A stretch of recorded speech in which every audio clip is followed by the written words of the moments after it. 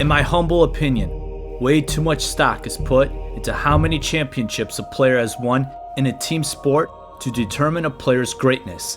However, that perception will most likely never change too drastically because they are lazy arguments that can be easily spewed and are somehow tattooed in the minds of so many sports fans.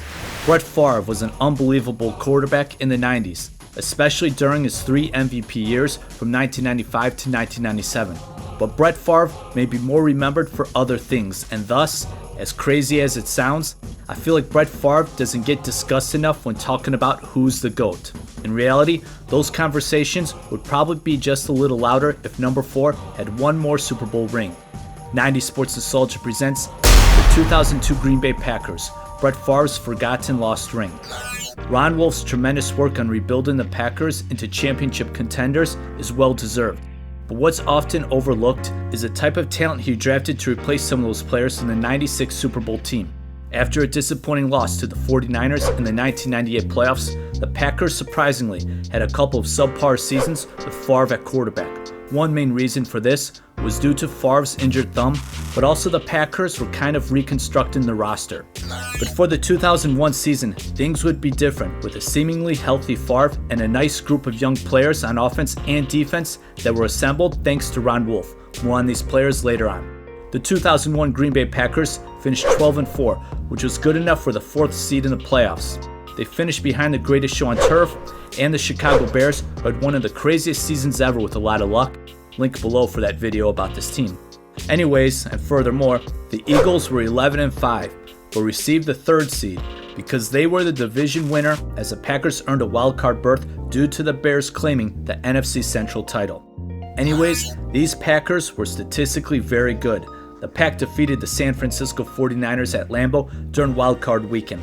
Next up was the greatest show on turf in that insane Edward Jones Dome. The Rams were heavy favorites, but I remember Bill Parcells during his weekly radio broadcast with Will McDonough basically saying that this game is going to be close, that the Packers defense has the team speed to stay with the Rams, especially in the secondary.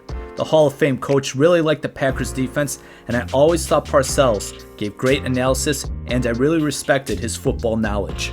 Unfortunately, the game did end in a blowout, but it wasn't because of the defense, not at all. This was a game where Brett Favre threw 6 interceptions, plus the Packers lost 2 fumbles. However, on the other side of the ball, I thought the Packers D played well, despite the score. Now this was a time when Kurt Warner wasn't quite 100% healthy and couldn't quite make all the throws, but nonetheless, the offense was still very explosive and Warner was still in command of the offense. But the Packers made it very difficult for the Rams to move the ball when the game was not quite out of hand. The secondary played great except for a 50-yard pass to Torrey Holt, which was due to a perfect throw and an excellent catch.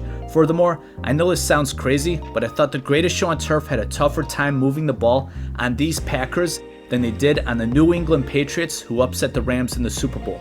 Anyways, to me, this Packers defense was good enough to win a Super Bowl. Perhaps the Packers had the best secondary heading into the 2002 season with Darren Sharper's leadership at safety, a strong cornerback tandem, and Mike McKenzie and Tyrone Williams. Packers great safety Leroy Butler would retire and not return, but rookie Marcus Anderson would be decent, as I remember him being a hard hitter.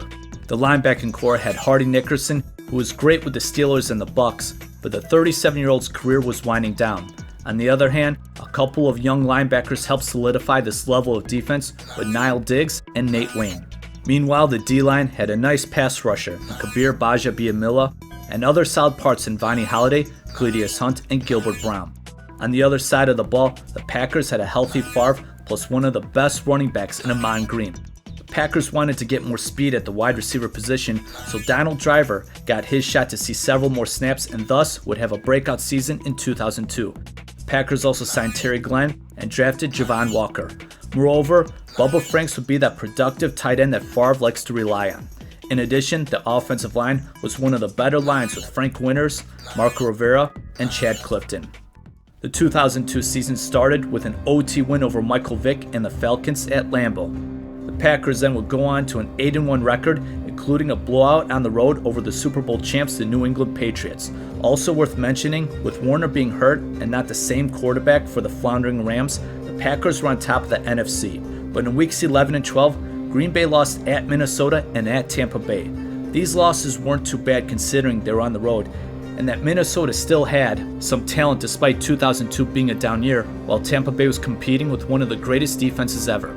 The Packers did bounce back, winning their next 4, pushing the record to 12-3 with 1 game left. A Packers win at the New York Jets would give Green Bay home field advantage throughout the playoffs, as the Pack had never lost a playoff game at home since the NFL instituted postseason play in 1933.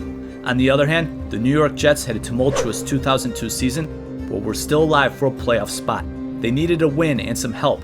Surprisingly, what transpired was a shocking 42-17 victory. Brett Favre was not efficient. Meanwhile, on the defensive side of the ball, Darren Sharper, who was so instrumental on that defense, was sidelined due to a hamstring injury he suffered during the previous week. In an article from the Washington Post, Barry Wilner wrote that Green Bay's secondary struggled without injured Pro Bowl safety Darren Sharper, as several Jets receivers were wide open. The loss put Green Bay as the NFC's number 3 seed, which resulted in not having a bye week in the playoffs and a home wildcard matchup against the Atlanta Falcons, who were defeated by the Packers in Week 1.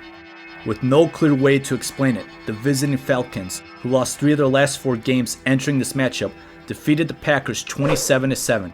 Brett Favre once again did not play well, and it's amazing how bad the Packers played these last 2 games with so much at stake. This was a talented team, but for some reason the Packers were outscored 69-24 in their last 2 games. As aforementioned, I think at times people forget how great Favre was in the 90s, and maybe that's because of some of Favre's postseason play in the 2000s, which overshadowed his greatness in the previous decade.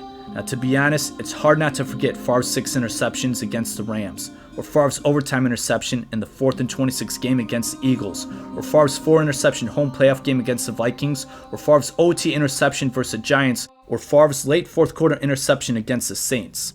After saying all that, maybe Favre should not be in the discussion at all in terms of the GOAT, but I can't help bring up about how great number 4 was back in the day during the Mike Holmgren years. Unfortunately, rings and negativity make a difference in the perceptions of so many people, but if the Packers somehow played better and had Darren Sharper in the season finale against the Jets and defended their home field advantage throughout the playoffs and defeated the Raiders, who they would have matched up well against in the Super Bowl, would Brett Favre be remembered differently with a 2002 Super Bowl ring? The 2002 Green Bay Packers, Brett Favre's forgotten lost ring. Thank you very much for the support.